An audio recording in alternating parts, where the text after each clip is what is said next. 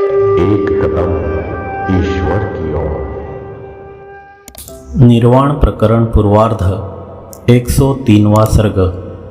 चुड़ाला का अपने घर में जाकर पुनः 3 दिन के बाद वहां से लौट आना, बड़े यत्न के साथ समाधि से राजा को उठाना तथा तत्व वर्णन करना। महाराज वशिष्ठ जी ने कहा, हे श्री राम जी, उक्त रीति से वह राजा शिखिध्वज तो निर्विकल्प समाधि में अवस्थित होने से काष्ठ और भीत के सदृश अवस्थित हो गया, परंतु उस चुड़ाला की क्या दशा हुई, अब उसे आप सुनिए। उस कुंभ ऋषि के वेश से वह चुड़ाला अपने पति उस राजा शिखिध्वज को प्रबोधित करके स्वयं अंतर्हित हो आकाश में बड़े वेग से उड़ गई। माया से विचरित देवपुत्र की आकृति को उसने आकाश में ही छोड़ दिया और सुंदर विदग्ध मुग्ध स्त्री शरीर रूप आकार को धारण कर लिया। आकाश मार्ग से अपने नगर में पहुंचकर शीघ्र ही अंतःपुर के भीतर प्रविष्ट हो गई। बाद में सबके सामने प्रकट हुई और प्रजा अनुरंजन रूप राज्य कार्य करने लग गई। तदनंतर 3 दिन के बाद वह फिर आकाश में आकर योग से कुंभ ऋषि बन गई और कुंभ ऋषि का वेश धारण कर राजा शिखिध्वज के जंगल में पहुंची। जंगल की भूमि पर उतरकर चुड़ाला ने उसी तरह उसी रूप से उस राजा को निर्विकल्प समाधि में स्थित प्रतिमाकार निर्मित काठ की नाई निश्चल देखा। अहो, यह बड़े सौभाग्य की बात है कि यह राजा शांत सम और स्वस्थ रूप से आत्मा में विश्रांति लाभ कर अवस्थित है। यूँ उसने बार बार कहा, इसलिए उसे परम पद से बोधित कर दूं, जगा दूं, क्योंकि प्रारब्ध कर्म के अवशेष रहते अभी यह देह का त्याग क्यों करे। राज्य के साथ या जब तक जंगल के भोगजनक कर्म का क्षय नहीं हो जाता, तब तक जंगल के साथ कुछ दिन और चेष्टाएं किया करे। फिर तो हम दोनों देह छोड़कर तुल्य स्वभाव होकर के एक ही साथ कैवल्य धाम को प्राप्त होंगे। मैंने इसको जो पहले उपदेश दिया है वह विषम हो जाएगा, क्योंकि उसका अभी देह छोड़ने से परिणाम अर्थात सप्तम भूमिका में अवस्थिति तक परिपाक नहीं हो सकता। अतः जीवन मुक्ति सुखानुभव के लिए उसे जगाना उचित है। इसलिए इस समाधि के अभ्यास योग से इसे मैं अब उठाती हूँ। यो विचार कर उस चुड़ाला ने अपने स्वामी के आगे वंचरों को भी भय प्रदान करने वाला बार बार सिंहनाद किया। बार बार किए गए उस सिंहनाद से भी वह राजा पर्वत में शिला की नाई जब विचलित नहीं हुआ, तब उस चुड़ाला ने उसको हाथ से खूब इधर उधर हिलाया डुलाया। हाथ से इधर उधर खूब हिलाने डुलाने और गिराने पर भी जब राजा न जाग सका, तब कुंभ रूपिणी चुड़ाला सोचने लगी, अहो, यह साधु भगवान अपने स्वरूप में सप्तभूमि का प्रवेश तक परिणत हो चुका है।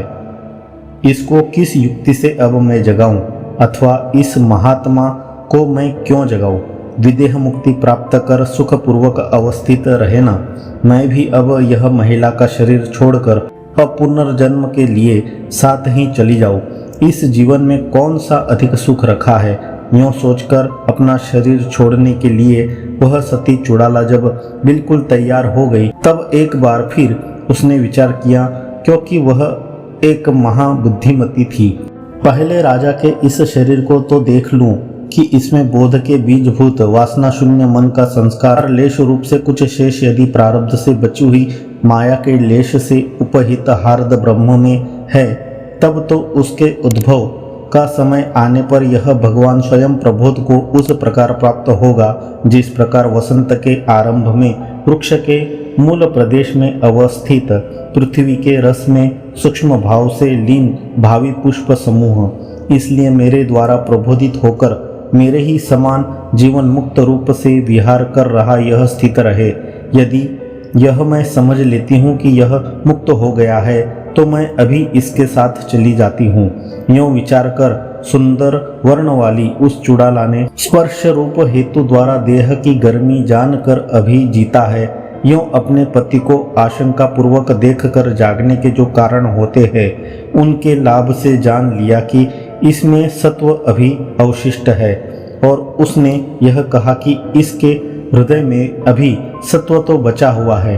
स्पर्श नेन नयन च, यह जो कहा गया इसमें नए शब्दार्थ की जिज्ञासा कर रहे श्री रामचंद्र जी पूछते हैं। श्री रामचंद्र जी ने कहा, है ब्रह्मन, अत्यंत शांत चित्त, काष्ठ और लोष्ट के समान स्थिति वाले ध्यानशाली प्राणी का सत्वशेष कैसे जाना जाता है? देह में वृद्धि, विपरिणाम, अपक्षय आदि विकारों का अनुदय सत्वशेष में हेतु है, ऐसा उत्तर देने के लिए हेतु गम्य का अनुवाद करते हैं। महाराज वशिष्ठ जी ने कहा, हे श्री राम जी, जैसे बीज के अंदर पुष्प और फल दुर्लभ्य अणु के सदृश ही विद्यमान रहता है, वैसे ही जिस किसी ध्यानशाली प्राणी में जगाने के कारण है, उसके हृदय में अणु की नई अगम्य सत्वशेष विद्यमान रहता है। चित्त के विकार से शून्य निश्चल सत्य चिद्रूप बन गए निर्विकल्प सर्वस्वरूप और अचल पर्वत की नई संस्थिति वाले उस पुरुष का शरीर सब में एक रूप से रहने वाले आत्मा में सदा तृप्त रहने के कारण न तो आनंदित होता है, न ग्लानि को प्राप्त होता है, न अस्त होता है और न उदय को ही प्राप्त होता है, किंतु समान रूप होकर अवस्थित रहता है।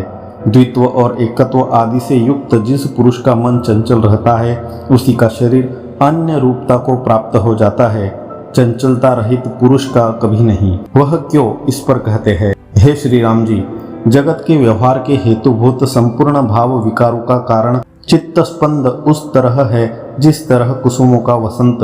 हे श्री राम जी, इसलिए इस देह से देहांतर में जाने वाले चित्त का इस देह में बार बार प्रयत्न पूर्वक निगृहित किया जा रहा भी हर्ष, कोप और सम्मोह रोका नहीं जा सकता। यही दूसरे जन्म में हेतु है।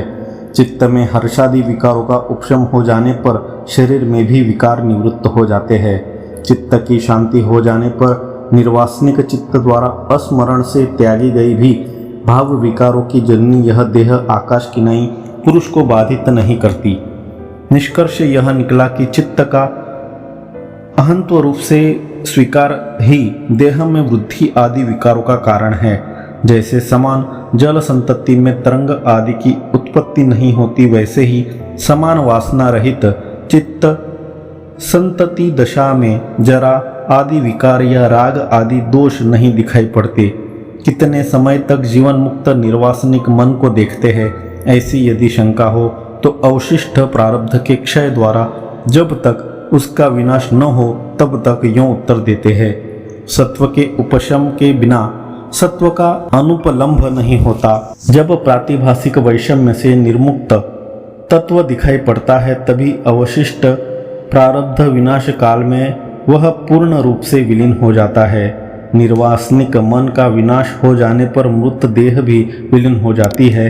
यह कहते हैं, हे श्री राम जी, जिस देह में न तो चित्त और न निर्वासनिक मन ही रहता है, वह ताप में हिम की नाई मरण द्वारा विलीन हो जाती है। शिखी ध्वज की देह में तो जीवन हेतुओं का चुड़ाला ने अवलोकन किया। यह कहते हैं, शिखी ध्वज की वह देह चित्त शून्य तो थी, परंतु वह गर्मी से युक्त और निर्वासनिक मन से युक्त थी। इससे वह ग्लानि की पात्र नहीं थी। प्रश्न का समाधान कर प्रस्तुत विषय का अनुसंधान करते हैं। अपने स्वामी की उस तरह से अवस्थित देह को देखकर अपने शरीर का त्याग न करती हुई सुंदर अंगों से सुशोभित उस चुड़ाला ने शीघ्र विचार किया। सर्वव्यापक विशुद्ध चिति तत्व में प्रविष्ट होकर अर्थात अपने स्वामी की काया में प्रवेश द्वारा स्वामी के ही हार्द ब्रह्म में प्रविष्ट होकर वहाँ स्थित होती हुई मैं चिरकाल के बाद जागने वाले अपने स्वामी को जगाती हूँ। चिरकाल के बाद तो यह स्वयं समाधि से उठ जाएगा। इसे जगाने के लिए शीघ्रता करने की मुझे क्या आवश्यकता? इस पर कहते हैं, यदि मैं इसे न जगाती हूँ तो भी यह चिरकाल के बाद स्वयं जाग जाएगा, लेकिन मैं यूँ अकेली हो क्यों अवस्थित रहूं, इसलिए इसे जगाती हूँ। यूँ विचार कर इंद्रिय पंजर रूपी अपनी देह को छोड़ करके स्वामी की देह में प्रविष्ट होकर आदि और अंत से वर्जित अपने स्वामी के हार्द ब्रह्म स्वरूप चिति तत्व में चुड़ाला स्थिति को प्राप्त हो गई। वहां पहुंचकर सत्व संपन्न अपने स्वामी की निर्विकल्प समाधि से जल और दूध की नई एक रस बनी हुई चेतना का स्पंदन कर वह चुड़ाला फिर अपनी देह में उस तरह प्रविष्ट हो गई जिस तरह अपने घोंसले में चिड़िया। तदनंतर कुंभ स्वरूपिणी वह चुड़ाला वहां से उठकर कुसुम पूर्ण स्थान में जाकर बैठ गई और वहीं बैठी हुई भ्रमरियों के गुंजार को तिरस्कृत कर रही वह चुड़ाला सामगान में प्रवृत्त हो गई। उस साम स्वर को सुनकर सत्वगुण से संपन्न चिदाभास से युक्त राजा की बुद्धि नखाग्र से लेकर मस्तक तक देह में अहम भाव की व्याप्ति से युक्त होकर ऐसे अवबुद्ध हुई जैसे वसंत में पद्मिनी जिस तरह सूर्य कमलिनी को विकसित करते हैं, वैसे ही सत्व संपत्ति से युक्त राजा शिखिध्वज ने समाधि में निमीलित अपने नेत्र को विकसित किया। राजा शिखिध्वज ने साम के गान में तत्पर अपने आगे स्थित कुंभ ऋषि को दिव्य शरीर से युक्त दूसरे सामवेद जैसा देखा। अहो, हम धन्य है कि यह मुनि स्वयं यहाँ पुनः प्राप्त है। इतनी बात कह रहे राजा शिखिध्वज ने कुंभ को पुष्पांजलि समर्पित की। भगवान, यह हमारे सौभाग्य की बात है कि आपके पावन चित्त में हम पुनः उदित हुए हैं। अथवा हे मुने, हम अपने भाग्य की क्या सराहना करें। भला ऐसे महासत्वशाली कौन है जो अपने आप ही दूसरों के ऊपर अनुग्रह करने के लिए सदा प्रस्तुत नहीं रहते। हे भगवान, हमें पवित्र करने के लिए ही आपका यहाँ आगमन हुआ है। यदि यह बात न हो तो फिर आप ही कृपा कर बतलाइए कि यहाँ आपके आने में दूसरा कौन सा कारण है। कुंभ ने कहा, हे राजन, अनिंदित होकर मैं आपके यहाँ से जब से गया तभी से मेरा चित्त आपके साथ यहीं स्थित रहा। यही कारण है कि मैं रम्य स्वर्ग में भी नहीं ठहर सका और आपके समीप इस समय ठहरा हुआ हूँ। हे महीपते, बहुत सी रम्य वस्तुओं के बीच में चित्त को जो सबसे अच्छी मालूम पड़ती है वह बड़े उद्योग से ही प्राप्त होकर सामने स्थित मिलती है, बिना उद्योग के कभी नहीं।